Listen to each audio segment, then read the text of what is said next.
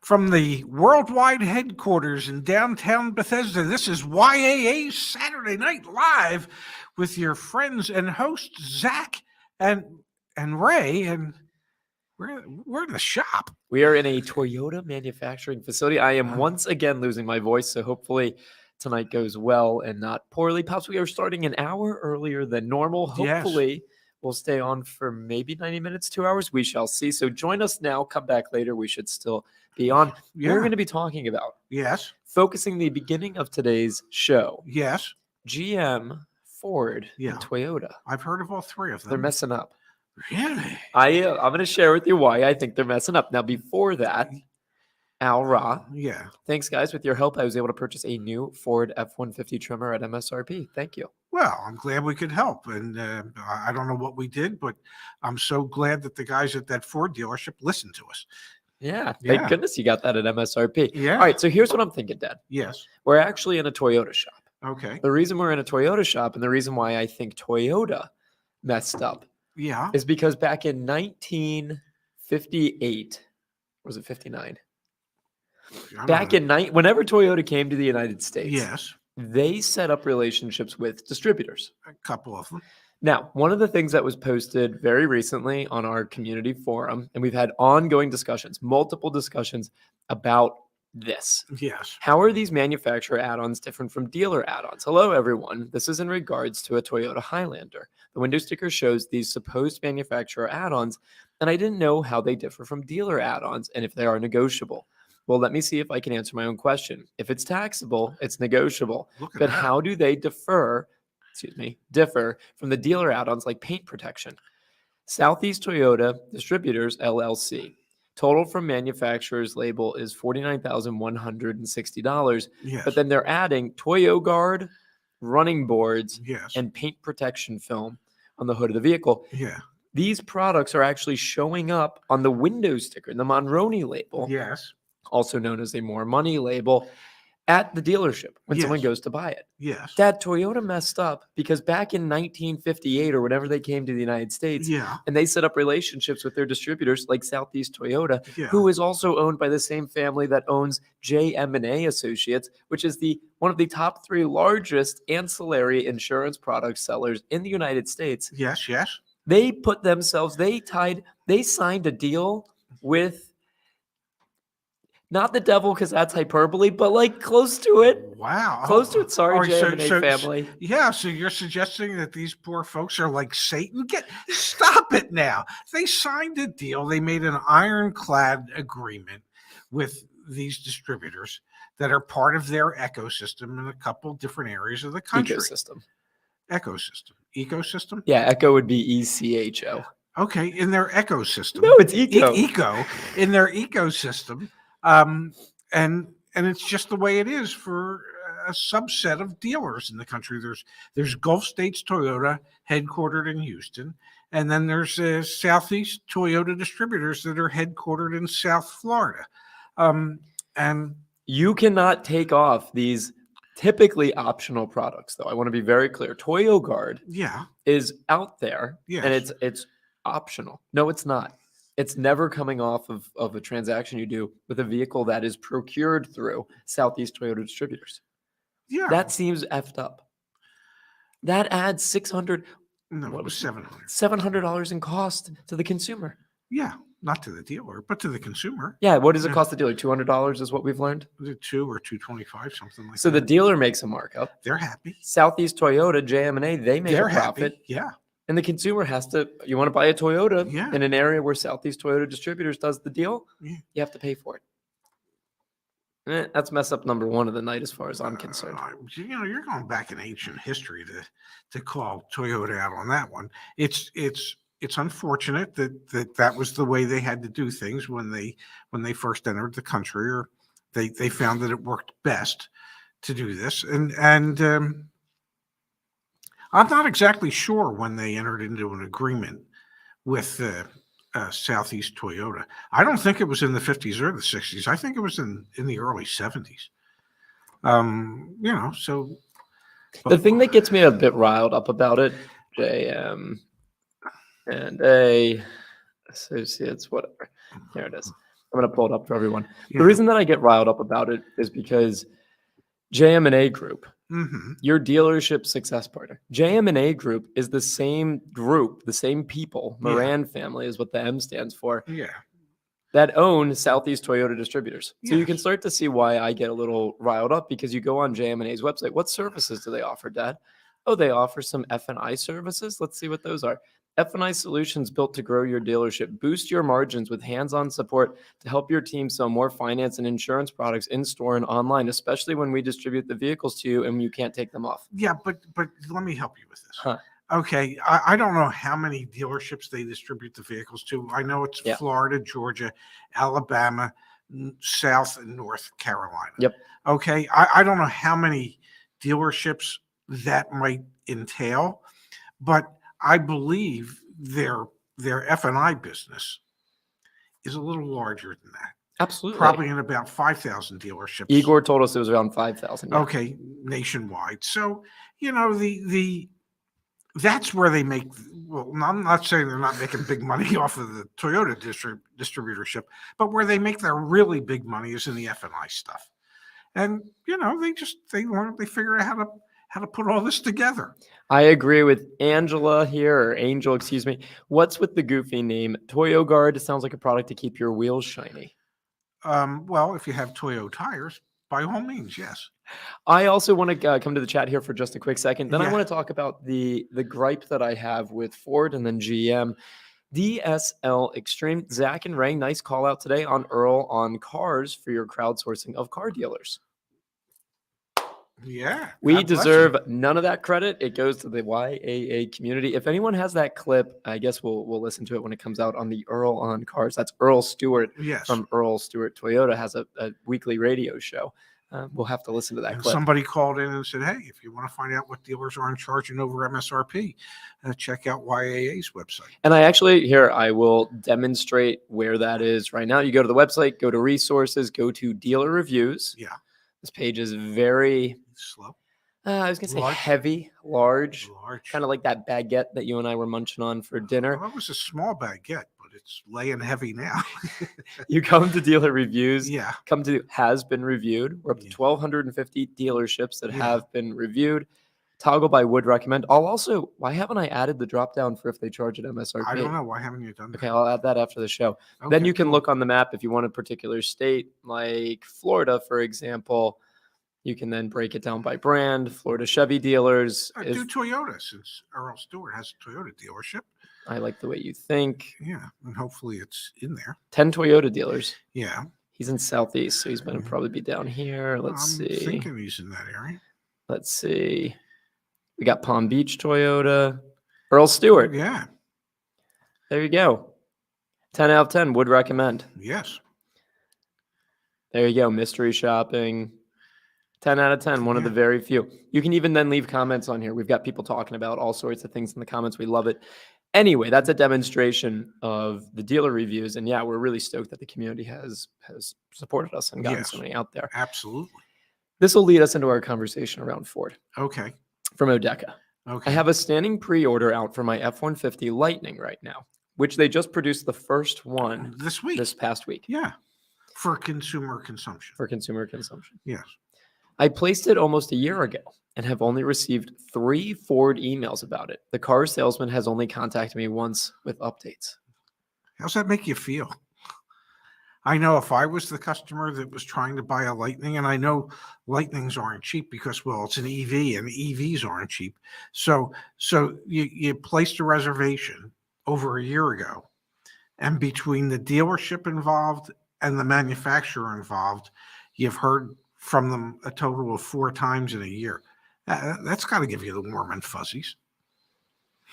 And honestly, the thing is, that's what leads me to say Ford's messing up. They are having all sorts of pie in the sky expectations for what they're going to be able to do, but you can make the case GM's actually screwing this up even more. Can't build cars. Yes. Then the vehicles that are getting out on the road. Yes. We saw this news. Alex, thank you for sending this in to us. 2021 Ford Broncos 2.7-liter engine has a catastrophic problem, dozens affected. Ford revealed the Bronco in July 2021, and it was a smashing hit with customers. Despite its cute cute lines and retro cues that trace back to the first generation Bronco. Ford's off-roader is no softie. As capable as it is, the Bronco has had its fair share of problems. Among the more serious ones, we can now count catastrophic engine failures on models powered by the 2.7 Well, that would make liter. it a softie. I don't know how to break it to anybody, but if the engine doesn't stay together, Dad, in Ford, Q1 earnings. Yeah. One of the things that we learned was how many cars do they have sitting around waiting for chips? It was 50 something. 53,000. Yeah. Yeah. Well, and how many more are waiting around for the 2.7 liter new EcoBoost? Or is that EcoBoost? You're in your Echoes. Engine that well, it's falling apart, imploding.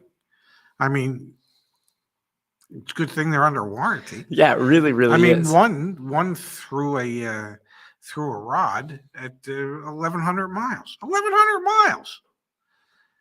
Yeah, that's okay. So you're covered for 5 years or 60,000 miles, but how many engines do you have to go through to get there? It's disappointing to say the least. And there have been prior. I mean, remember the Bronco Sport? I think had roof issues. If I'm not mistaken. They had roof issues. They've had a lot of quality control issues. It's a surprising amount for Ford. No, it's not surprising. Okay, a surprising amount for... They haven't had a smooth launch of a product in years. Really? Years. Yeah, you're right. Years. And they lost billions in the first quarter. Yeah, but that's because, their bet on Refund didn't pan out quite as well as they had hoped. It panned out for a couple weeks and then not so much. Then it panned down. All right, now the next automaker that I want to put in the spotlight, and then we'll head to the chat. Yes. I want to talk about General Motors, Dad. Yeah. Homepage of automotive news. Yeah. I didn't share this with you. GM awarded CEO Mary Barra a 23% pay bump in 2021. Imagine what they would have given her if they could have produced cars. Imagine what your pay would have been. I mean, that's like dangling this giant ass carrot in front of her saying, imagine how much you could have had if, I don't know, you could have mitigated that chip shortage and all those supply chain issues. Just, instead of 20 million, maybe you would have gotten 50 or 60 million. One of my favorite things, Justin on our team, is beginning to maintain EV How much market did they share. pay her, by the way? Oh, let's check. Check. I just picked 20 million out of the What air. What do you think? You guess at least 20 million. Yeah. Mary Barra, 22% pay bump. I'm gonna say 23%.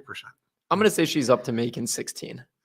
A cool 16 mil. I think you're late, but we'll find out. All right, let's see. Yeah, you were right. 29.1 million in total compensation last year, up 23% from 2020. 8th year in charge of GM. Her compensation disclosed Friday in the automaker's annual proxy statement includes a base salary of 2.1 million. Yeah. 14.6 million in stock awards and 3.9 million in option awards. 7.6% million, in non-equity incentive plan compensation. Yeah, and I'm telling you, there's that carrot that says that could have been $60 million. 60 million if you could figure out how to build cars and deliver them. Mark Roos got a 26% raise, up to 12.5 million. Their CFO made nearly 10 million. Wow. God. Wow, look at this. Doug Parks, Executive Vice President of Global Product Development, Purchasing and Supply Chain, up 31%. Why? Because they can't purchase anything? North America President, up 43%. Steve Carlisle? Carlisle. Yeah. Wow. God, you know what it points out, Zach? What's it point out, Dad? We're doing the wrong thing. Okay.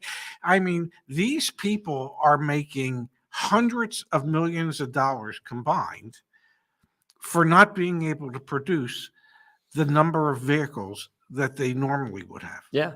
I mean, the rewards for not producing at the level that they had hoped and expected are staggering.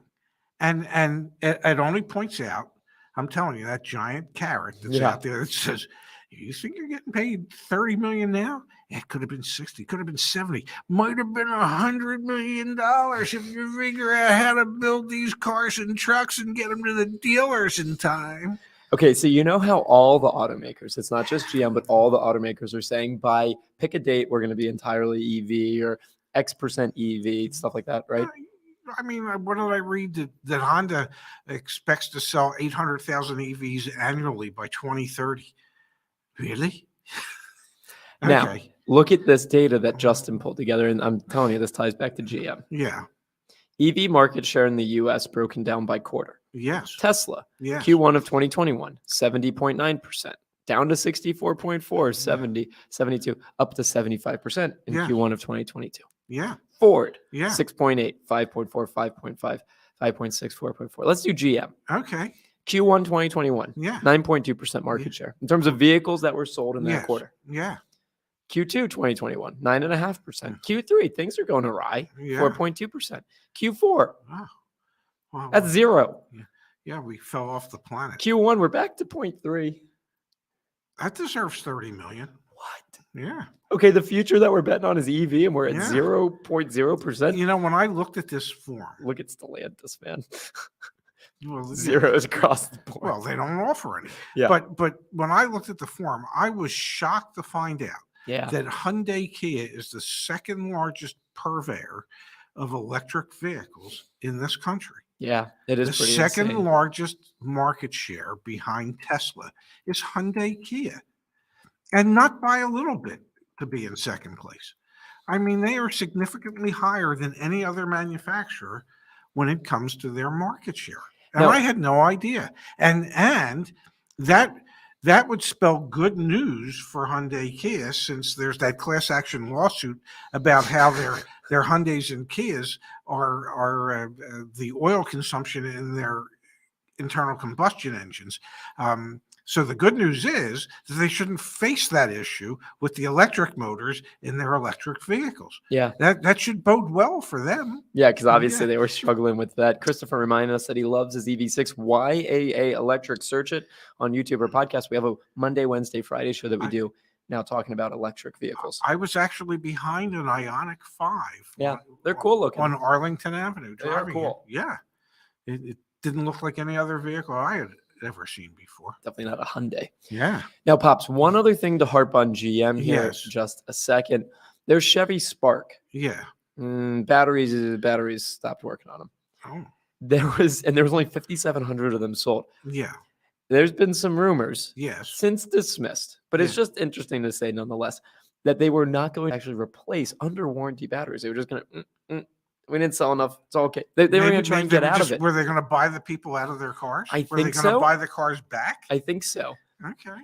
They ended up 7,400 Spark EVs are actually out there. They're actually replacing the batteries, but it's just another like, okay, if I'm going to buy a GM EV product in the future or a GM product in general. Yeah. And then you're not going to stand behind it at all. And there's second thoughts about whether or not you want to honor your warranty on it. Then why would I buy anything from you? Anything. There's something wrong with these manufacturers. Marky Mark, Champ Ford in Aurora, Colorado, getting $25,000 over MSRP for Raptors. Wow. Share in the chat, please. Can you share the craziest markups you've seen? And then, please. Yeah. Kind of goes without saying at this point. But if you see something, say something. On the website, you got to go for the TSA now. You got to go to car dealer reviews. Yeah. Maybe I should add the link somewhere in like the navigation. That would probably be a good thing. Should I add it under resources? But resources getting long already. Yeah. Why don't you just have a separate tab at the top? Because then it gets a little busy, Buying takes you to the car search. Yeah. We updated the look of the car search. You see this? Yeah, very nice. It does look kind of nice. Okay. Selling takes you to get the value of your vehicle. Okay. Wait for it. Yeah. Okay. I got time. I understand we're doing an extended show today. So. Selling takes you to get the value of your vehicle. Yeah. Extended warranty takes you to get the quote for the extended warranty, which it doesn't require an email address. Yeah. No email address. Yeah. You can call us. We're here to help. Membership takes you to the membership. Yeah. And okay. And then resources. Yeah. Dealer reviews takes you to the map. Anyway, if you see a markup, please go to /car-dealer-reviews. I'll put it in the chat here in just a second. Man, that page is slow. I got to work on that. But there's 67,000 dealerships in here. That was 66, but that's who's counting? 65.6 plus 12. So 66. Yeah, you're right. Yeah. 66.8. Okay.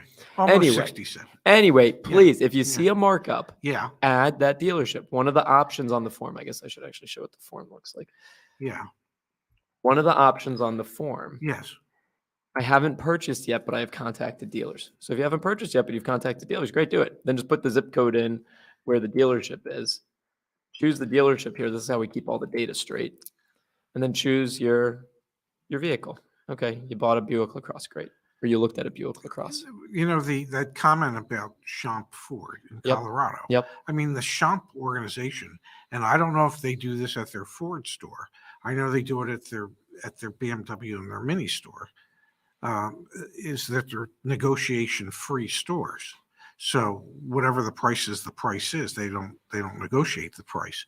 And I wonder if that's true at their Ford store as well.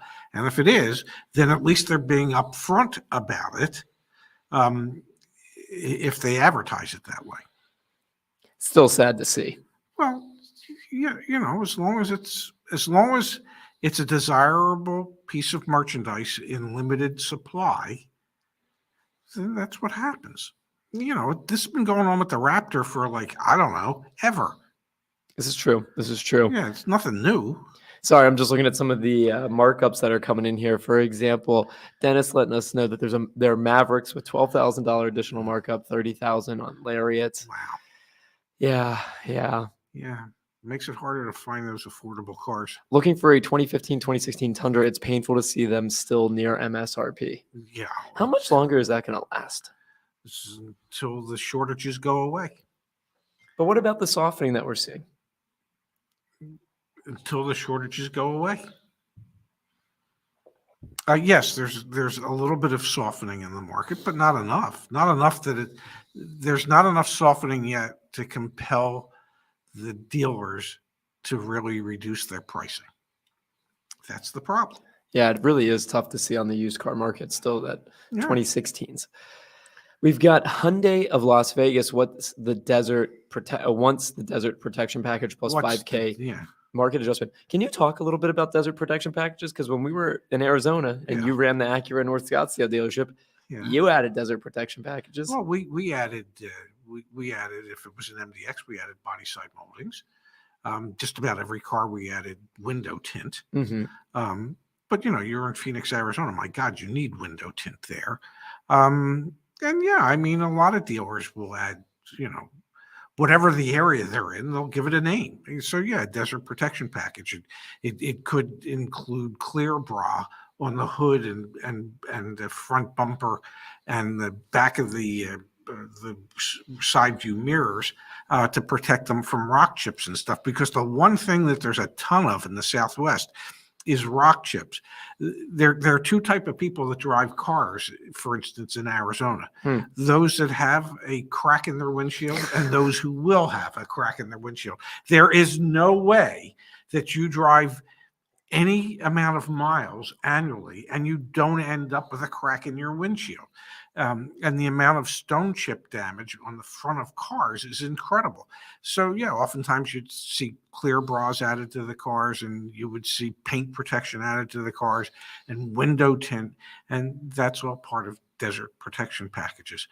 I didn't see any that were like cactus packages that if a cactus fell in your car, they'd do something for you. But makes sense, but also typically marked up considerably. Yes. We've got here Odeka telling us, for reference, I reserved my F-150 Lightning from Solomon Ford in Brownsville, PA, near Uniontown. Wow. A year and one contact from the salesperson after placing the order. Yes, and 3 contacts from Ford. Wow. Yeah. Sean here saying, in order for YAA to become renowned nationally, you may have to advertise. Viewership should be in the millions. Cool day for us. We got the shout out on Earl Stewart on cars. Yes. Truly humbled by that. Yes. If anyone here in the community watches TFL Truck. What's TFL stand for again? The Fast Lane. Thank you. You got to watch their video, Dad. They used YA. We paid a lot of money for them to talk about it, so please do. Yeah, but I already know about it. Why do I have to watch more content? I already know about us. Please, if you haven't watched it, humor us. Watch it. Click on the link. Humor Zach. Yeah, they have a special link, so make us feel like we spent money in the right place. Yeah. How many millions of subscribers do they have? They have 1 million subscribers. Okay, so if we could get 1%, we'd pick up 10,000 people. Well, yeah, but we'll see. God. Anyway, we have started doing some advertising. It's kind of fun. So thank you guys. Well, where do you think we should advertise? If you have suggestions, yeah, nice. Thanks for. It was awesome to see that some people saw us on TFL. If you got suggestions where we should advertise, all yours. Totally. No. I'm asking. I know that's what I'm asking too. Yeah, I'm asking our viewers to tell us where we should advertise. Aaron here saying recently worked for a Toyota dealership. They barely can make the new Tundras and have issues shipping them out of Texas. Yeah, no, unfortunately, we're hearing more and more of this. AMD had a video today talking about, over on the Car Care Nut channel, talking about the chip shortage and the shortage's impacts on vehicle service as well. I get nervous, honestly. Like, I'm driving my girlfriend's car this weekend because she's out of town, and just God forbid something happens. Like, will they be able to get a part to repair it? I watched AMD's video. Probably not. Great. Yeah. So then, and then I can't buy a new car at a reasonable price. It's not a pretty situation. I didn't know you were thinking about buying a new car. No, I'm saying if God forbid something were to happen. Yeah. We've got here from David. I do wonder why it is that executive pay is 100 or more times higher than the average employees. In the old days, it was more like 40 times higher. What's your take on this, Pops? Well, the reason for that. Why do you think they get paid so much? Well, it's not because they're geniuses. There was a time when I represented Acura for a lot of years. Yeah. Acura North Scottsdale, Tisher Acura in Laurel, Maryland. And I remember when they came out with the ZDX. Yeah. The ZDX. I can pull one up on the screen. Which was incredible. Which was Acura's idea to. It was their X6 fighter, the ZDX, or as one reviewer described it, it's like human origami to get into the back seat. And we have some in our car search, Dad. Yeah, but here's the thing, that there had to be executives within Honda Acura that said, oh yeah, this is a great idea. Okay, and these people were getting paid 40 to 100 times more than the average employee. So 30 for sale nationwide. Well, that might have been the original allocation. All I know is when they came out and they just sat in dealer inventory, when Acura said, okay, do us a favor, put them in as service loaners. And everybody put them in as service loaners so that they could report them as being sold. God, what a weird looking thing. Yes, it drove wonderfully. But my point is that these executives get paid a lot of money because they make really tough decisions. And like Mary Barra can make $30 million for a company that can't produce the requisite number of cars that they need to produce. So why does it happen? Because they can get away with it. Not because it's right, not because they deserve it, but because they can get away with it. That's why it happens. I personally don't think it's right. I mean, nobody that I was aware of at the time at Acura lost their job because they green-lighted the ZDX. And if ever somebody should have lost their job over making a bad decision, that would have been one of them. What? I'm just engaging with the chat as you're going off. Oh, I'm sorry. I like it. No, I like it. So these people don't deserve 100 times more than what the average employee gets. Actually, they probably deserve 100 times less. No, hyperbole. Yes. Hyperbole alert. We need a hyperbole alert, like sound bit. I mean, they obviously do a job. No, I get it. Should they make 100 times more? I don't know. That fascinating that the guy who's in charge of supply chain got that 43 or whatever 50%. Well, raise. maybe they know something we don't know, which is that their numbers really would have been in the tank if it wasn't for him. GM really appeared to be behind the 8 ball there, behind everyone. Although to be fair, we've seen more and more manufacturers stop taking 2022 orders. I Our wonder, community forum is full of people telling us, I can't order a Honda. I well, can't do order. you think the guy in charge of supply chain and everything at Subaru got a 43% pay bump? I would love if we could get someone on from these OEMs to come talk to us and share what's going on. They're not going to come talk to me. You got a bit of a bone to pick. Eric says, America needs to invest in hybrid technology for the combustion engines. Totally agree. Yeah. Hybrids we see when we look in the used car market right now, week over week, and we'll have new data on Tuesday from Black Book. There's been two phenomena that we're seeing in the used car market. We'll be on the air Tuesday. Well, whatever, when we're on there next. There's been two phenomena going on in the used car market. Yes. Small, more fuel-efficient cars, especially hybrids, are appreciating in the used car market. Yes. Gas guzzlers are depreciating in the market. Rapidly. Yeah. Very, actually, here, let's pull it up. It's worth actually. And I mean, not like $20 or $50. Yeah, if you didn't catch like our show, some dollars. If you didn't catch our show during the week, the latest Black Book data shows that the market's coming back to an appreciating state. We had seen this softening. So this red line means week over week. There was no difference week over week in wholesale used car prices. Below the lines means depreciated. Above the line means appreciating. The different colors represent different segments, things like that. Different segments, yes. Okay, what you want to look at is broken out by the actual type of vehicle. Subcompact and compact cars have been appreciating at a half point to a point for the past 3-4 weeks. Yes. These are really, really going to be driven up initially by rental car companies, although the notes from Black Book this week said the rental car companies were less aggressive. So it's more just trying to get fuel-efficient cars. And the other issue is that manufacturers abandon that. Oh, there's no more fleet sales. Yeah. Well, no, but they abandoned even building those cars. So finding those cars as pre-owned cars becomes harder and harder to do, which when supply is low and demand is high for those type of cars means that the values of those are going to go up faster than the other vehicles. Yeah, absolutely. Absolutely. So that's part of the issue. If you ask me to do something in the chat, I'll do it. Yeah, okay. So thumbs up. Well, he asked me for the thumbs up. Or she asked me for the thumbs up. They asked me. He, she, they, or them also got my thumb up. Well, I don't know if they wanted that. Well, they got it whether they wanted it or not. Now, and they're going to like it. On the other end of the spectrum, look at this. Yeah. Full-size crossovers and SUVs. The prior week had depreciated 2%. Yes. This week, 2.25%. Yeah, it was 2.14% the week before. So it was 4.39% over 2 weeks, which was over $1,500. Yes. In depreciation week over week on the wholesale markets. That means over the previous 2 weeks. Over the previous 2 weeks. That means that if you had a Chevy Tahoe that you're a dealer that you paid for, you took on trade in a month ago. Yes. In 2 weeks, that Chevy Tahoe, $1,500 just gone. Potentially even more because that's probably a more expensive full-size SUV. These are material swings, and that's been one of the big phenomena we've seen. The other is older used cars becoming more and more expensive because they're at the somewhat attainable price point for consumers. The upper end of an obtainable price point for consumers. So coming full circle, do we need to invest in hybrid technology? Absolutely, because we're seeing a shortage of fuel-efficient vehicles, and the prices on them just skyrocketing. Yes. Not to mention we need some cheaper options. We got some pricing this past week, maybe it was 2 weeks ago, for the Subaru Solterra. Yeah. $46,000, something like that.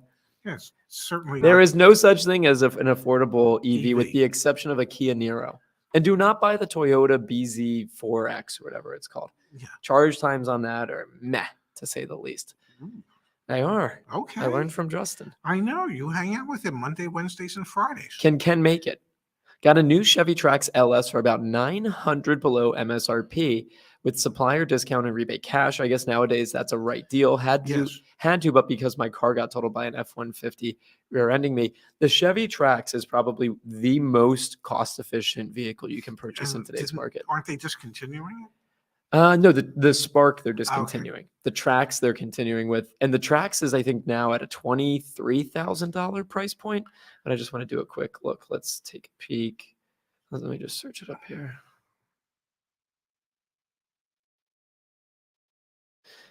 Yeah, the Trax is like that little SUV, but you can see price point sub 30,000. That's the Chevrolet equivalent of the Buick Encore. Exactly. Okay.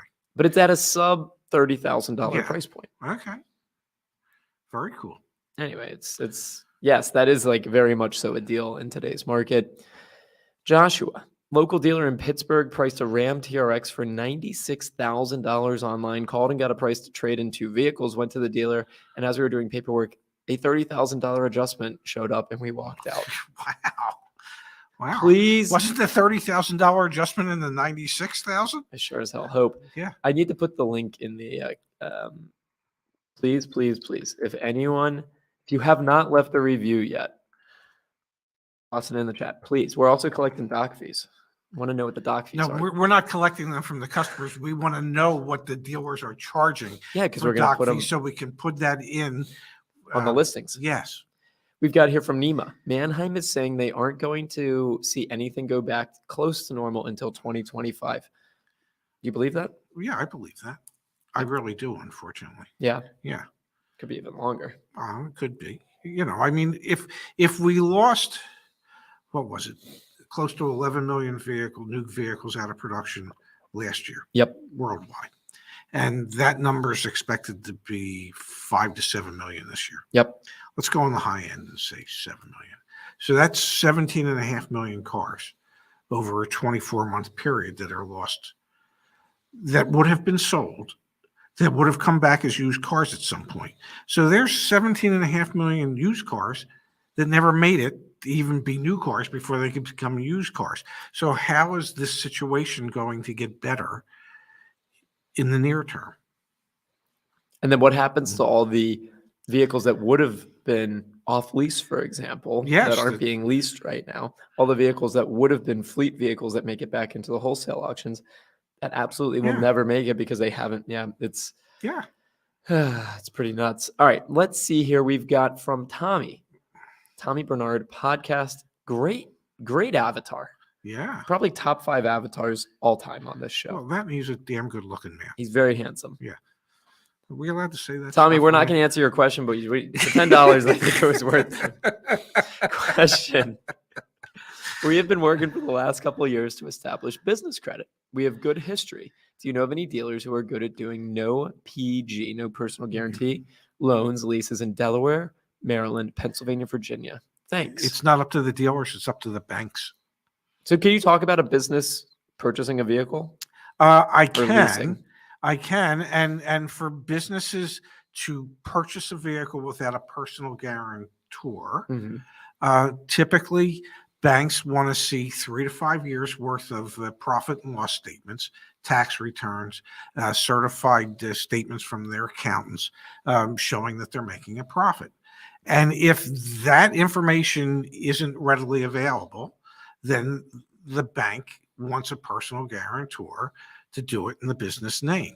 So it's not the dealership per se that you need to find a bank that is, or a captive leasing, or a captive leasing company that is more business friendly than others. And I'm sure there are some banks out there that are, I would think, but off the top of my head, I don't know who they are.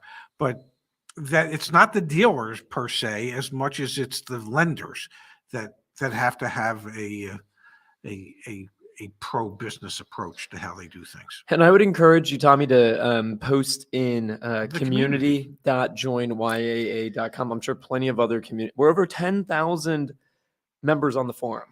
Over 10,000 members. Every day there's like dozens of new posts. It's really pretty cool. Please post on there. Yes. And it's allergies. May we say something? Which one? To Tommy? Yeah. That even if he hadn't paid $10, we would have answered his question. Absolutely. Maybe. I'm trying my best. No, I know you are. I've got 13 starred chats right now. Here we go. Okay. Mountain Fish. You think that's what that stands for?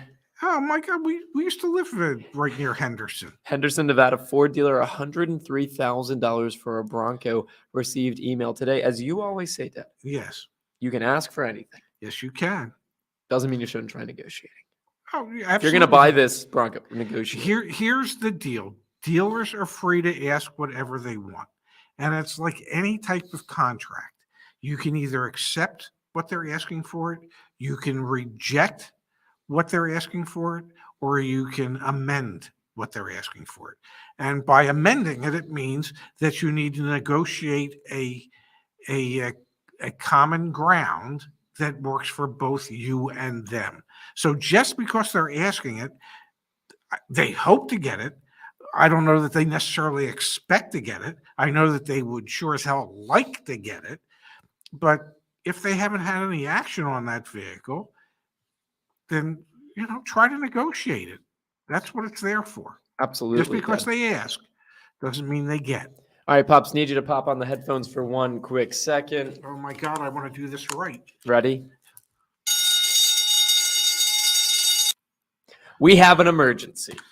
Oh my God, what is it? Maria in the chat, that was loud, sorry. Yeah. You both please be real and let me know if it's a good time to buy new or used car now. I need a transportation urgent. Please, I need your feedback. Thanks. If you're going to buy a car right now, and you need to work at it. And what I mean by that is if you have a particular make or model in mind, then you might have to shop within a 300, 400, 500-mile radius until you find a dealer of that brand that is willing to sell the vehicle at MSRP without any additional dealer markup or additional dealer installed accessories. That is a better deal today than buying a used car. Most used cars are so overpriced in comparison to what they sold for as new cars. In many cases, 2- and 3-year-old used cars are selling for more than what the MSRP was on that vehicle today as a used car. Yeah. So you'd be much better off buying a new car at MSRP than buying a used car that is selling above what its original MSRP was. And now there are certain brands in certain parts of the country where you can actually end up with a discount off of MSRP. Let me find the chat message in here. Someone was saying, here you go, from Mark. Yeah. Local Jeep dealership can't seem to give away their Wranglers, Gladiators, or Grand Cherokees. So if you're desperate. Yes. So it depends. It depends on what you're looking for. In some vehicles like that, oftentimes you're able to get them below MSRP. In more desirous vehicles, it's harder to even get them at MSRP, but there are some dealers out there. For instance, Earl Stewart Toyota in Florida sells at MSRP, and they don't charge additional dealer markups and force you to take dealer installed accessories. So there are dealers out there, and to be able to buy a car at MSRP today is a win, especially when we see situations where the Ford dealer wanted $25,000 markup for a Raptor, or they're looking for $103,000 for their Bronco. So it just requires work and patience on your part to find those dealers, or you might even be able to find them in our dealer reviews. Yeah, that's the community coming together. Yes. JoinYAA.com/dealers. After tonight's show, I am going to add the drop down. I don't know why I didn't add it before. If they sell at or below or above MSRP on new vehicles, I will add that after the show tonight. Forgive me, a lot of moving pieces. I'll get that done tonight. But use that as a resource to at least help potentially alleviate some of the challenge in trying to find that dealership. And then obviously post on the community forum is another way as well. All right, that was an emergency, but I feel like okay. Well, I'm glad we dropped whatever we were doing at the time to help. Yes. Yes. And here you go, Vitalis. Yeah. Had a friend get offered from the dealer more for her used car than she originally bought it. They wanted the chip inside the car. It was a Mercedes. I don't know if they wanted the chip. They probably just wanted the car. They just wanted the car. But it's a perfect example of what you were just explaining. Yes. Willie PP says, are they dad and son? I'm his son. Yes. This is from, this is my dad, and I am his son. Something like that. This is from James and his dogs. Was thinking about a GM Silverado with GM's employee price, but dealer is marking up $2,700 on price for Simonized paint protection and nitro and tires and tire protection. That's a pretty hefty markup on those products. Yes, it is. What's nitro cost? Well, internally, we used to charge $49. What did it cost? Basically air. It's mostly air. If internally the new car department was being charged $49, my guess is, knowing the man that I used to work for, his real cost on it must have been $10. Pops, we have another emergency. Put that. Let me go here. Show me the money. Show me the money. Anyone have any experience with coons in Maryland and Virginia? Tommy didn't even have to pay for this one. We are going to save you yes. a lot of heartache and headache. Yes. Going to come back here to the YA website and show you this, Tommy. Resources, blog. Tell me we can still get the search. Yeah, we do. Yeah. Coons. I hope so. Coons. Coons fined $1 million by Maryland Attorney General for fake fees. No, that was at one of their stores. Now that was at Coons Kia. Yeah, that was at their Kia store on Reisterstown Road in Owings Mills, Maryland. And I just, while you're doing this, I'm going to check and see. And as I've said, they're a rather large group. I think they're the 30th largest dealer group in the country. Did what was it, $2.7 billion in sales or something like that last year. And I would find it hard to believe that that's the only store in their organization that does anything like that. Usually things like that start at upper tier management and trickle down. And I'm coming to the car search just so we can do a quick peek. So the first one, the Chrysler Dodge Jeep Ram, had a 10 out of 10 would recommend score. This one, the Tyson's Toyota, let's take a peek. This one has a 0 out of 10. Yeah, here you go. Trying to buy a used car there. All right, so anyway. It's, we're not saying anything. Yeah. We're just providing there's what we tried our best to help. Here you go. Yeah, someone else saw us on TFL. Love that. Awesome. Thank you for mentioning that. Okay, back to some of the chat messages here. Anthony, yes, ordered a Bronco Sport Badlands from a Ford dealer in Iowa, 6% under invoice, plus another $1,500 in incentives as of now. And when do they tell you might see that vehicle? That's the tricky part. Is that 2, 3, 4, 5 years from now? But hey, congrats. Yes, that sounds incredible. No, if they honor it, that's a wonderful thing. Yeah. Somehow I don't think they're going to honor it, but that's okay. We'll see. Yes. David Willems says, I would suspect that the OEMs not only have problems getting chips for their products, but having issues with keeping their lines open.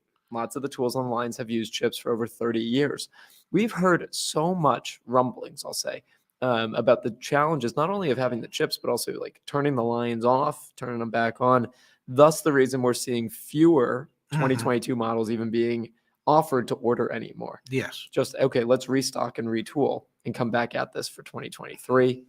Thomas in the chat says, finally got my new 2022 Ford Ranger about a week ago. I ordered it back on November 8th. Ended up getting it for $200 under MSRP out the door after incentives and Ford X-Plan pricing. So you found a dealer, bless you, that was willing to honor the X-Plan pricing, which is, I must say, those dealers are few and far between. Well, and let's talk about that for a second. Yeah. If you have, I don't know, affinity group pricing, or if you have employee pricing, those plans are not being honored by most dealerships right now, and they don't have to be. Yeah, no, it's up to the dealer. It's to whether or not they want to participate in that program when there's a shortage of cars. Yeah, 100%. Yeah. Here you go. We've got a question. So if the used car market is high right now, does your dad see an end to it this year? Also, no. I need more water. Can I go get more water? Well, do you want to get more water too? Better get for both. How fast can you do this? Because I know normally before a show you can. I ran 11 miles today. He did run 11 miles a day. He'll be right back. So the question was, do I see the used car market kind of returning to normal by the end? No, I do not. No, I don't see an end of it. I think this continues for quite some time. The only thing that might change it is if we have a full-blown recession and people just stop buying things altogether. But so far, there isn't anything that suggests that that's about to happen. But if it were, then I think you'll see big changes in pricing, and you'll see where dealers will actually beg people who have money and are willing to spend their money. They will beg those people to come in by offering huge savings so that they can keep their cash flow going, because that's the lifeblood of any business, is cash flow. Now, I don't know how you click on different topics or different. Oh my God! Thank God Zach is back, because I got you the flavored water that you like. Well, I've been drinking the plain, but thank you very much. Anyway. Which one did you want? This one? I don't care. So you're claiming Toyota is forcing dealers to push paint fabric protection packages to pad their bottom lines because they can't produce vehicles due to supply chain issues? Makes total sense. No, we're not claiming Toyota is forcing dealers.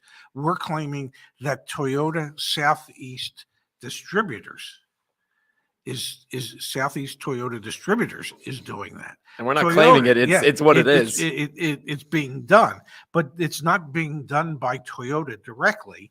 It is being done in certain parts of the country by the distributor that Toyota has a working agreement with.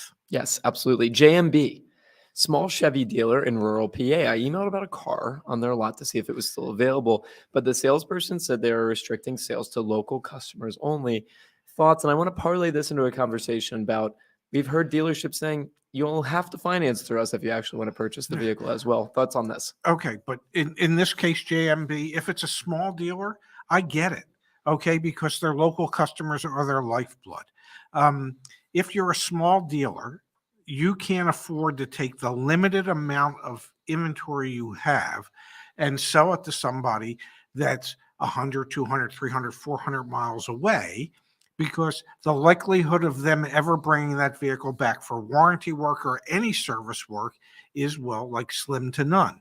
And the small local dealers play an important part in their communities, and they need those local customers to shop there for their cars, service their cars there. So they're not in a position to take one of their vehicles and sell it out of their primary marketing area, because in the long run, it'll have a huge negative impact on their business. Now, we've also heard of dealerships, this I think is especially happening in like Texas and the South.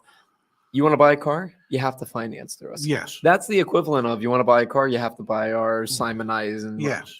Most of these things as consumers, you have paths of recourse. What I'm speaking about here is refinancing a loan. Mm-hmm. We had one instance earlier this year of a dealership who had someone sign an addendum to their bank contract. Yes. That said that if you refinance your loan, you're going to owe us the charge. $1,000. You'd have to pay them $1,000. Unless you're signing addendums to bank contracts. And an addendum is a legal binding. I know. Yeah. You got to be careful about that. But we're hearing and seeing more of that there are paths of recourse. You can cancel the extended warranty. You can ask to see the contracts, and where it says that you don't have to purchase this thing to purchase the vehicle, so on or and so to get forth. The financing. Okay, we've got 17 chat messages here, Dad, that we got to go through. John, YAA, can you get a full refund if you have been waiting over a year for an ordered car? That's a good question. Well, it depends on how the deposit was set up. Was it set up as fully refundable? Was it set up as non-refundable? I would think in today's world, at most dealerships, they would gladly give you your money back, because that would mean that car would become available.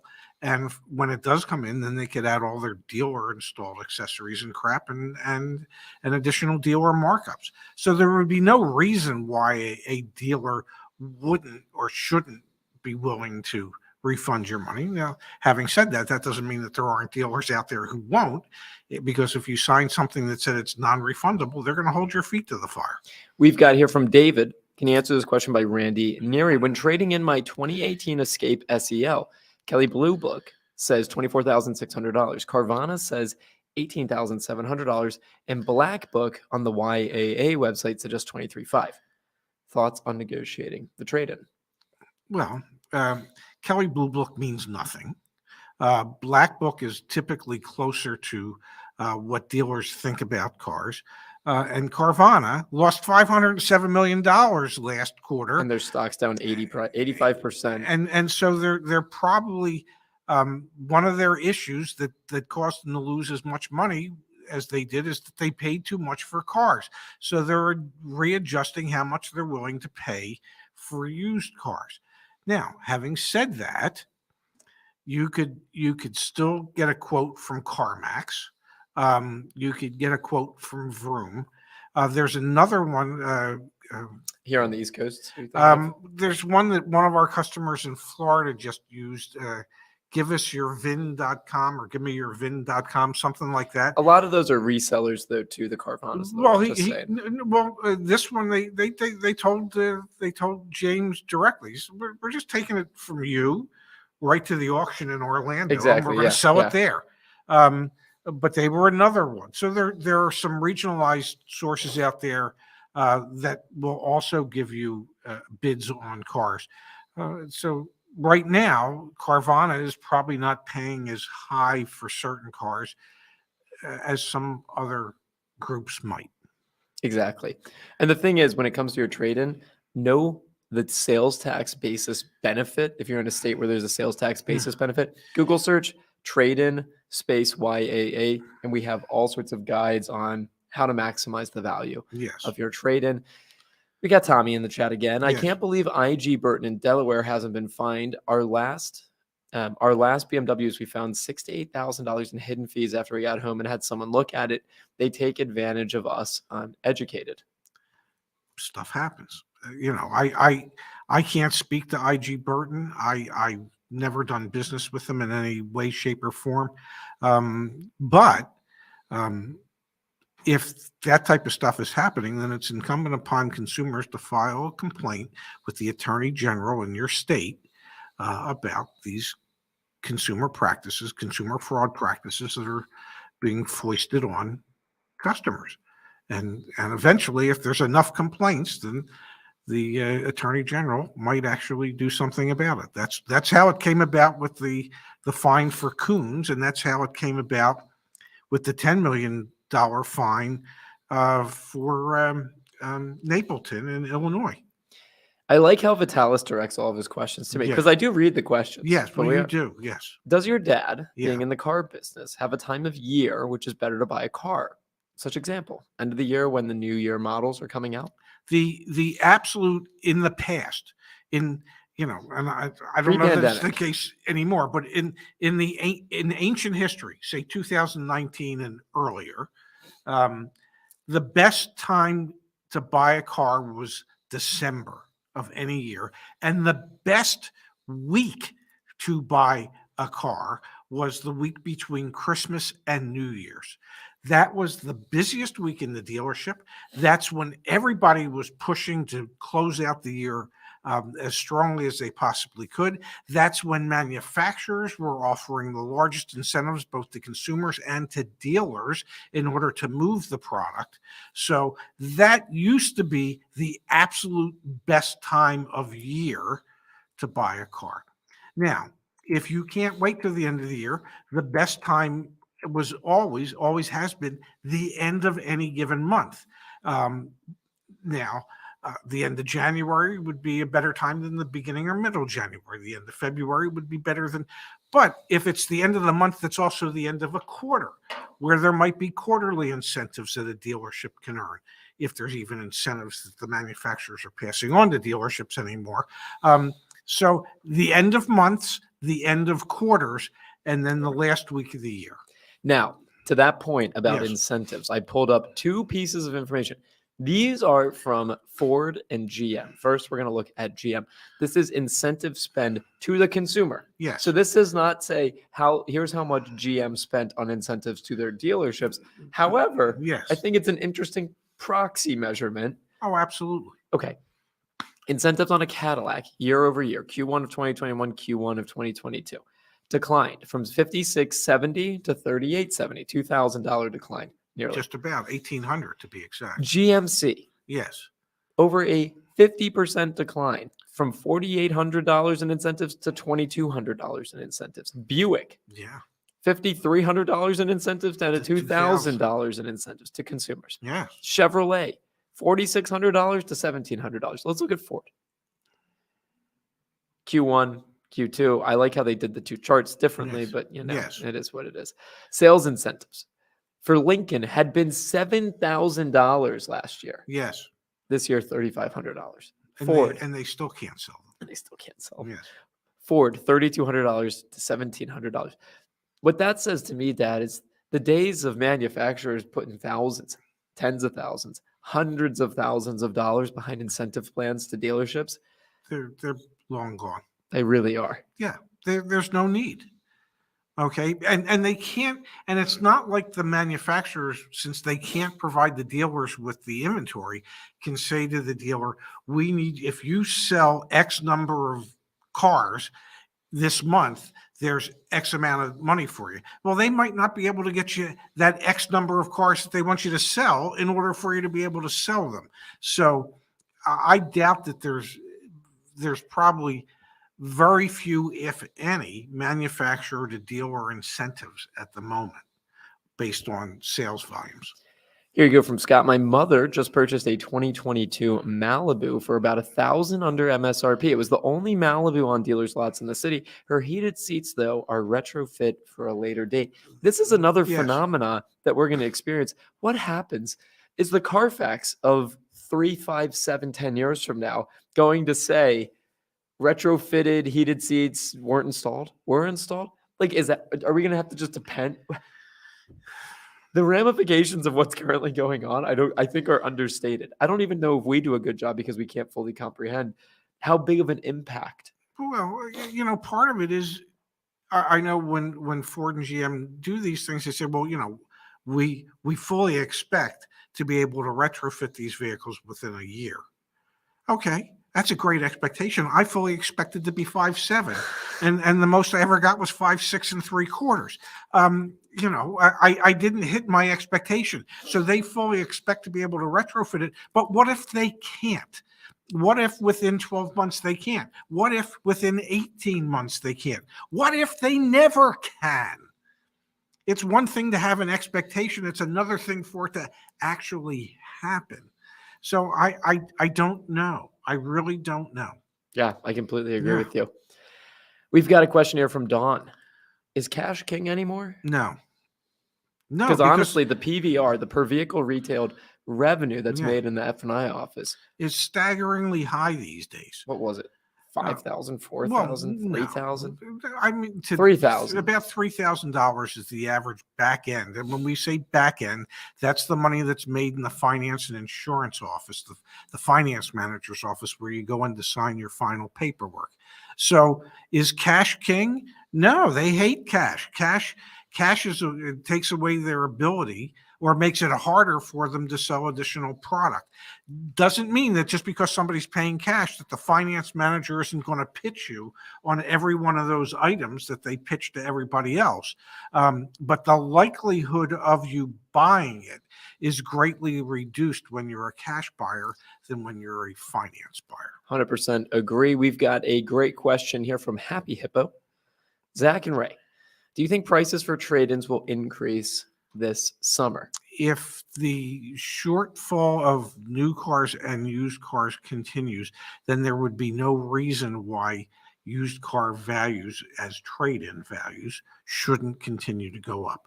And the big caveat for that, or caveat, however the hell you say it, would be as if we fall into a recession and people just stop buying everything, at which point, values will decline. There was one in here I wanted to pull up. There's like a million in there. We'll do this one, Pops. One way up. What's the difference between certified pre-owned and pre-owned? And this is, I just want to mention this. And really there's two quickly. different types of certified. Oh, there's probably like a half dozen different types. Well, third-party certified, manufacturer certified. If you go to resources, you go to blog. Scroll down, scroll down, scroll down. Scroll down. Is there a way to get to this? Certified pre-owned reviews. Oh, okay. We reviewed all of the different CPO programs. I will actually, once this link loads, man, we got to speed the thing up. You need better servers. Wow. Even I know that. Look at that smiling face. Yeah. I'll toss this in the chat. But what's the difference? Smiling faces. What's the difference? Going places. What's the difference between certified pre-owned and just pre-owned? Well, they're pre-owned is pre-owned, and hopefully it means that the dealer actually did a state inspection, a safety inspection, and some reconditioning work.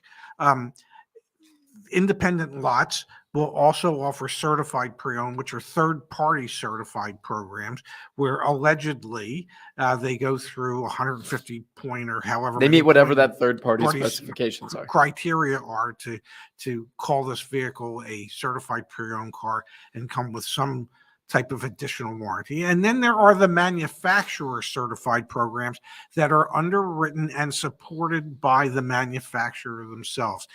Those certified pre-owned programs tend to be a little stricter in how they're administered, what the dealerships need to do to bring those vehicles up to certified form. And so those are your three. You got manufacturer certified, third-party certified, and just regular used car.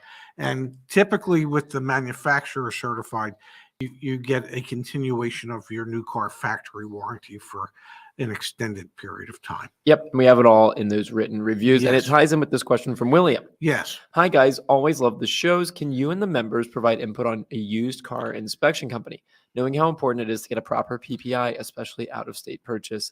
Thanks. Now, we talk about, there's I think, two companies that do nationwide. One is Your Mechanic. I have never worked with them. I know nothing about them. The other is Lemon Squad. Mm-hmm. We typically refer people to Lemon Squad, although I saw a message yesterday from someone on our team. They have not done it.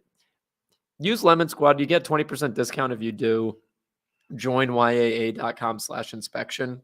We don't get paid for that, but you get a 20% discount.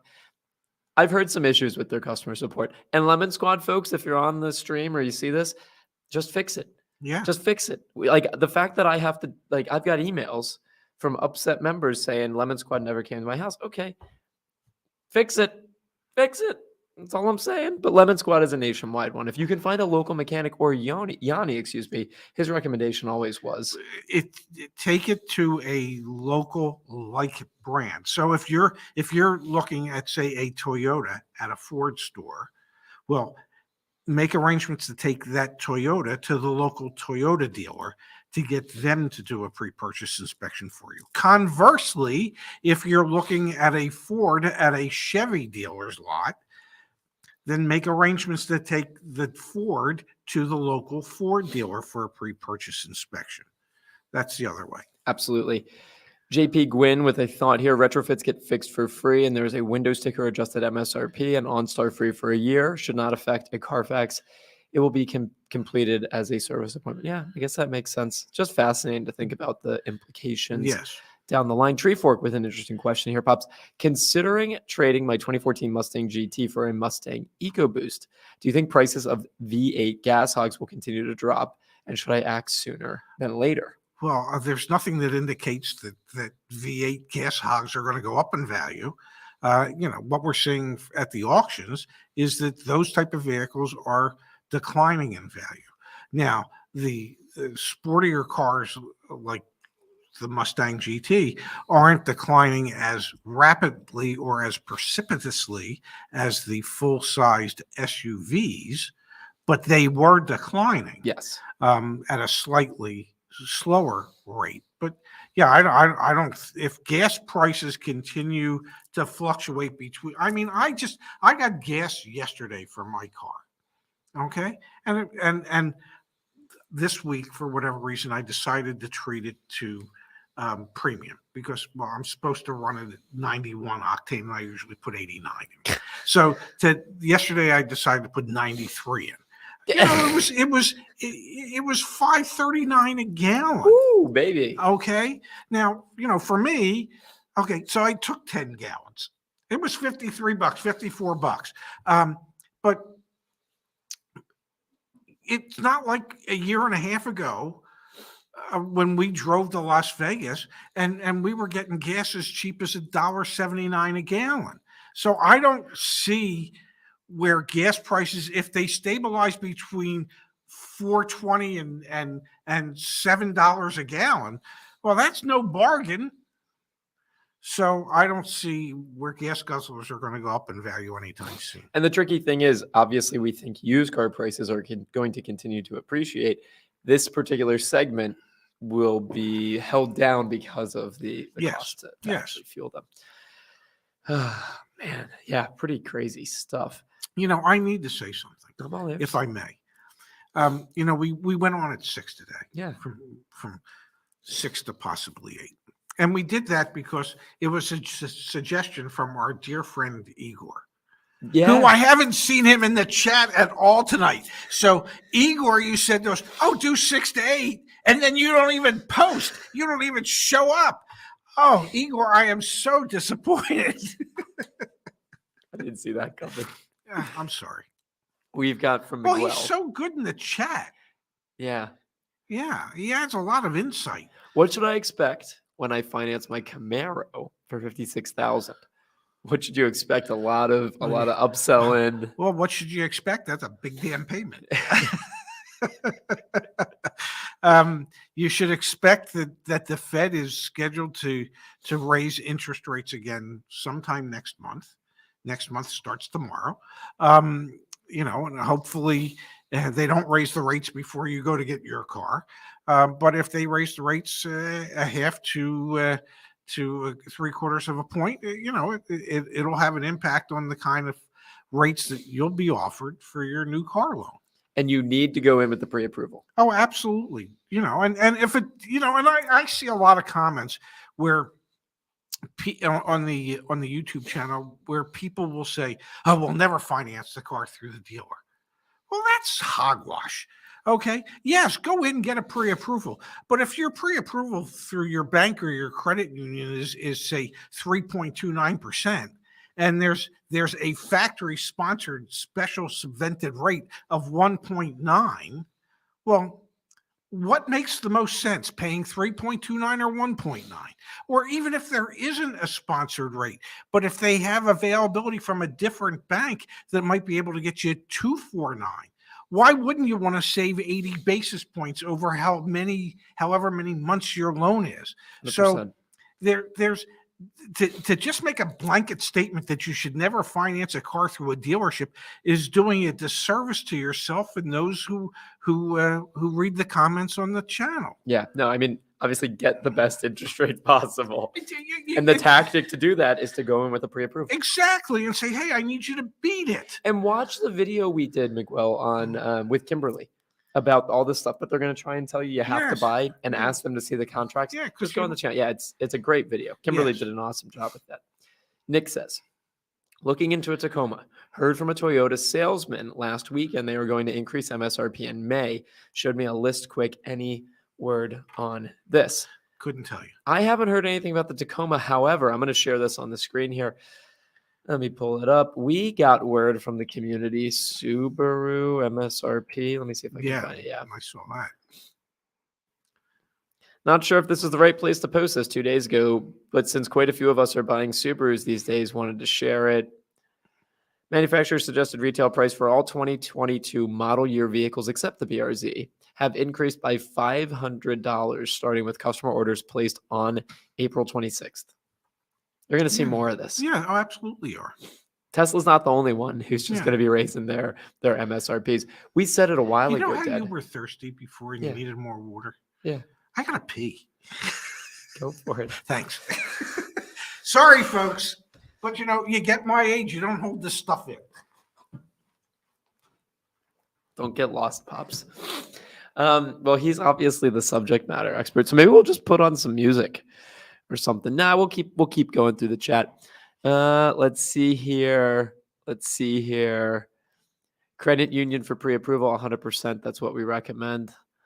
Oh, here we go from Anthony. Help my father buy your VSC contract. Saved him $2,500 versus the dealer who refused to negotiate an F&I on a lease buyout. Wanted to say thank you. Coffee on me. Keep up the good work. Quick and easy. That's awesome, Anthony. We make $500. I'm like looking at my dad who's not here. We make $500 when we sell a vehicle service contract. That's how much money we make. So the wholesale cost to us, and trust me, as we get more members buying more service contracts, I'm going to negotiate even better pricing with our partner. But the fact that we charge $500 over cost, the dealership, might be like $2,500 over cost. It's good. Sean saying an intermission would be nice. Okay. I mean, we could just put on the music. Although I hear that he's coming back. Pop's viewership has plummeted in your absence. I'm sorry. You want to put on a P cam? No. You don't have a pylon cam in football. We could have a toilet cam. What? Igor texted me. I'm in the chat and I posted over 29 comments. Are you guys not seeing them? I haven't seen them. Well, then Igor, I owe you a huge apology, but you ain't showing up.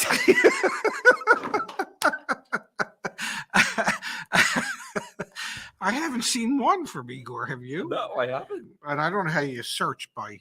Can you search that way? Man, Igor, we'll figure out what's going on there. Yeah. Sorry about that. Yeah. I'm not sure what's happening. Okay, back to the chat pops. Yeah. A 2003 Expedition with 300,000 miles for $19,000. You pulling the trigger on that? How does that get financed? How does that get financed? The only thing I would do is I would take a shotgun and I'd pull the trigger. I'd shoot it, put it out of its misery. You can't buy that for $19,000. You shouldn't buy that for $9,000. If you paid more than $900, you probably paid $900 too much. Randy with a great question. How did the idea to start YAA come about?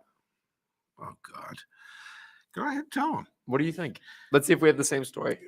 Well, my son hated the fact that I spent all those years in the car business and I was never home, and he hated me for it.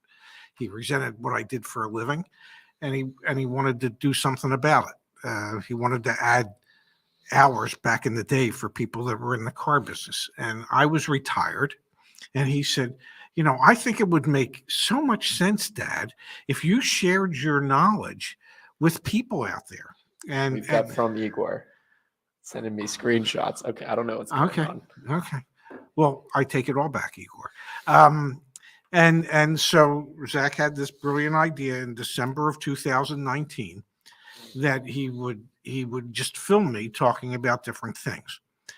And I thought it would work best if he and I would chat together, because I need to play off of somebody. But it started at Zach's house. He set up in his office. I'll pull it up. Yeah. And it was ugly. I mean, the lighting was bad. It looked like I had a light shooting up out of my ass. That too. But it was the start of what's turned into this, where, we wanted to try and change the way people buy cars. We wanted to, as Zach likes to say, information asymmetry. We wanted to share with people what to expect and how we might be able to impact that. And that, I think that's the story, isn't it? How did I do? Yeah, pretty damn good. And if I'm not mistaken, you edited you filmed that on your iPhone, and you edited it while you were flying to New Zealand. Yeah, I took a trip right before I quit my job. Yeah, and posted it. And the first this is the original video. Yeah, you could see that's like there's a light shooting up out of my tuchus. And it was just me chatting, wearing my favorite old codger sweater. Yeah. Anyway, so that's how the idea came about. And our business partner. I had more hair then too. My business partner Arash, who hired me at my old job, he went out on a limb, and we've raised money. Yeah, giving it a shot. Thanks for being here, Randy. We really appreciate it. Maybe we should probably see a therapist. Yeah, look at that. Yeah, we probably should. Randy, are you available? Daniel, please leave your experience. Please leave a dealer review. Join yaa.com/car-dealer-review. We need more reviews. I think we're up to nearly 1,500 of them. Yes, please leave more reviews. Yes. Yeah, and we've got here from BB. I remember that bike in the background. Remember the bike in the background, Yeah, Pace? your green bike. Yeah. Yep. No more green which bikes. Now we got a green which, screen. which is in your sister's Shed at her house. Yep. Yeah. Yeah. Yeah, because you leave stuff everywhere. There's a scooter, a motor scooter, a Vespa style motor Dad, scooter. please don't say that. Dad, Sitting don't say somewhere. it's sitting somewhere. God. Let's get back to. But don't worry about it. Doesn't have plates on it anyway. And it wasn't stolen, ladies and gentlemen. He did pay cash. I got cash is king. Got a call today that my Honda CRV arrived. I put a deposit down April 15th. That's pretty good. I expected the wait to be longer. Got it at MSRP, but dealer add-ons for $900. Well, then you didn't really get it for MSRP. MSRP plus $900. Quick turnaround though. Yeah, but and that quick turnaround might very well be worth $900. Honestly. And did the $900 in dealer add-ons, do they represent any value to you at all? And if they represent some value, then it's certainly not a bad deal. Yeah, it really, really isn't. This is a good question. Port Vath, when should we expect model year 2023 cars to be available? Well, we'll probably start seeing them. My guess is maybe as early as June or July. Yeah. I wonder what the rollout's going to be. Well, BMW Minis usually around July. We've got a great data set, and everyone obviously should access this as well. If you go to 4eyes.io, 4eyes is a marketing agency for dealerships. Mm-hmm. Scroll all the way down to data, U.S. auto inventory levels by model year. Mm-hmm. This will update as more and more as 2023s come online, and then you can actually break it down by OEM. So you can see, for example, Stellantis has 93% of their inventory. Our 2022s, Ford's is way less than that. Mm-hmm. Ford's is 79%, 80%. 80%, yeah. GM's is 96.5%. Yeah. So, I mean, Ford's really struggling. Yes. Thus, the reason they have 15% of their inventory still 2021s. That's not good. No. That could be the 50,000, 53,000 vehicles that are sitting in fields waiting on chips. We've got dating site in the chat. We are going to block user. Okay. I got Igor texting me. Yeah. Why don't we see Igor in here? I'm going to figure that out. Igor, I'm sorry, but I don't want to do a call in only because I'm getting a little tired. Oh, you ran 11 miles today. 11 miles I did some walking today. Mario says, great job getting mentioned on TFL. Mario, you write a big enough check, you can get mentioned anywhere. Yeah. It's not. Yeah, we had to pay for that. We did have to pay for that mention. Yeah. First, last, can you share what the experience was like getting your warranty quote? Because it's pretty dang on easy. You don't even have to give us your email address. You can view it right there. Quality ratings, 100% agree. The more community source data we get for the dealer reviews, that's probably going to inform. I know. Block user. Yeah. What do we think this is? It's spam. I know what it is. All right. I think it blocked. Block user. The more community data that we get, we'll then be able to come out with, the Igor is not the dating sites. No. Yeah, usually we have some YA team members, but I think everyone's enjoying a Saturday night off with the exception of us. But we're happy to be here. We don't take Saturday nights off. No days off. Well, for you, I take Sunday off. I don't take Sunday off. Yeah, I do comment on stuff. So let's wrap with this, Pops. Okay. If you head back, whoops, it would help if I had it in the right window. Yes. You head back to the Join YAA website, use the car search right here. Get your vehicle valuation. Click on selling. Yeah. Get your extended warranty quote. And I actually do want to demonstrate how easy this is. Yes, please do. Thank you, Pops. Thank you for teeing me up so well. Yeah. So why is it so slow? All right, I want it faster. So how does one go about getting a quote for an extended warranty? Well, say you had a 2020 Mini. Like you? You're gonna get one? I'll sell it to you at cost. Let's see. Clubman. All four. It's got 16,000 miles. And you live in New Jersey. Maryland.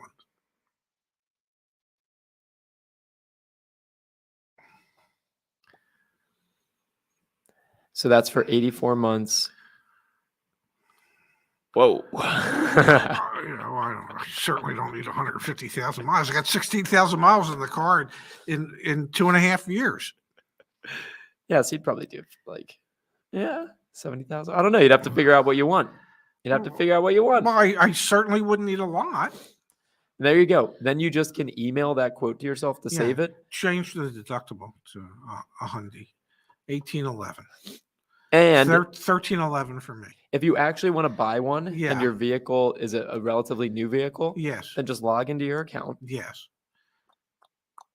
Click on extended warranty over here on the left. Enter the VIN, the current miles. You can actually do the full checkout online right here. Wow. Yeah, you don't even have to talk to a human being. Wow.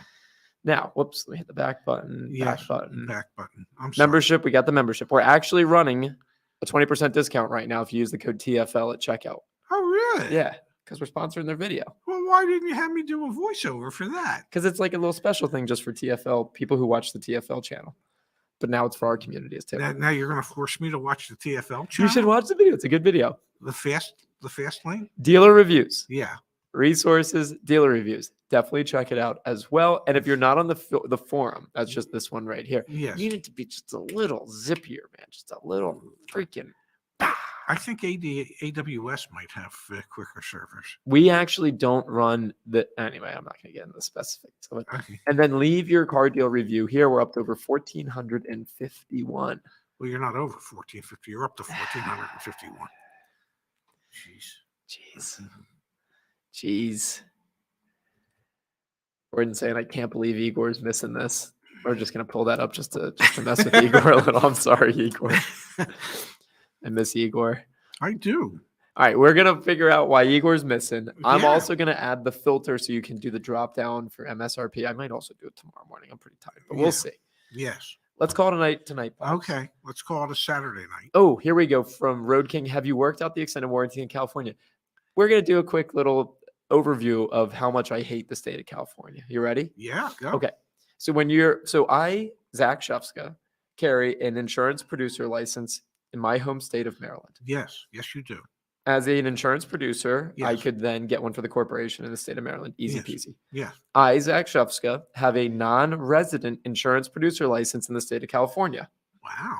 It's fantastic. Yeah. And it's non-resident because I don't live there, but that means I can sell insurance products like mechanical breakdown insurance in California. Yeah. To get the corporation to have, because we have a corporation, to get the corporation to have a producer license, you have to fill out a bunch of forms, send in money, A-OK. Yeah. One of the forms explains the composition of the corporation, the shareholders. Yes. If any shareholder owns more than 10% of the corporation, which in our case there are a few, then those shareholders, whether they be individuals or entities, have to fill out their own paperwork that then goes into the composition of their entity. That's an issue for us because some of our shareholders are investment people who have hundreds of shareholders potentially. So I'm in a bit of a pickle. Might have to set up a separate company that's owned by our company, then do everything through that company. I'm very disappointed. I thought we would have it done months ago. I passed the insurance producer exam in December of last year. So are you saying that California is just a corporate friendly state beyond belief? Insurance is an incredibly hard industry to do anything innovative. Yes. And they don't want many people to be involved because it works. The insurance companies make 8 to 12% a year. The regulators are never in the news. And if they are, they're pissed off. Yes. So yeah, it's challenging. Also, it's partly, I just didn't know. Like if I had done this before, I would have known to have never even tried. Just set up the separate company, do it through that. So a bit of this is on me. Our markup on the California product, once we can sell it, is going to be $400. I'm trying, guys. Gap Insurance, I just hired a consultant last week. Great guy named Jeff. He's going to help me try and figure out how we can get Gap nationwide. Fingers crossed. So stay tuned. It's not easy. Might be nationwide, excluding California. Well, no, because I'm trying. It's a lot. My team, the team, they're helping. But a lot of this stuff I'm just trying to spearhead. It's tricky. It's not easy. Yeah. It's not easy being you, buddy. Right back at you, Pops. Yeah. All right. This was quite fun. Yes. Can we do this again, say Monday at noon? On the Ray and Zach channel. On the Ray and Zach channel for news that you can use from YAA. That would be noon Eastern. from our worldwide headquarters in downtown Bethesda, Maryland. 9 specific. Igor, I'm going to go figure it out. Yes, please, because I missed Igor's comments. No, we don't work at a BMW dealer. And Space, good to see you tonight. Good night, everyone. See you on Monday. Have a great weekend. Monday. Yes, everybody have a great weekend.